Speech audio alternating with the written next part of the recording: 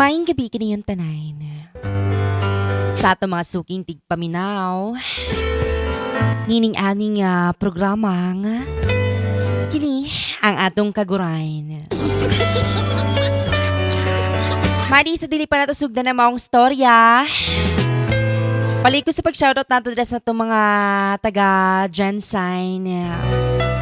Bisan pa man kung asa ka sa lupalop ng mundo karon nga naminaw sa atong istasyon. Diri lang sa 99.69 Dogs FM. Madi itong storya karon.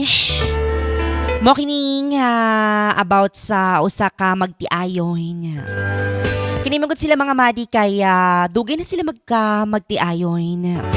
Apay niabot gyud ang time nga kanabitaw sa isa ka relasyon na normal lamang gyud ang pagsubok no.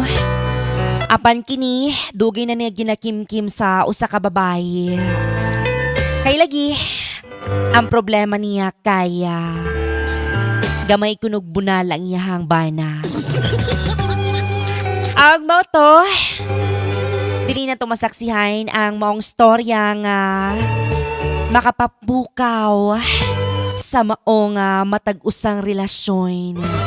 Dili na to masaksihan mari kung unsa pag-handle ni Inday Gisa ang maong bunal ay ang maong relasyon nila ni Dodong Joselito. Gilautas ng mga viewers nato karon ng mga tele-viewers o mga listeners. Hinaot ko nga padayon niya po ng pagsuporta sa tuwa karon. Kini ang iyang sulirain.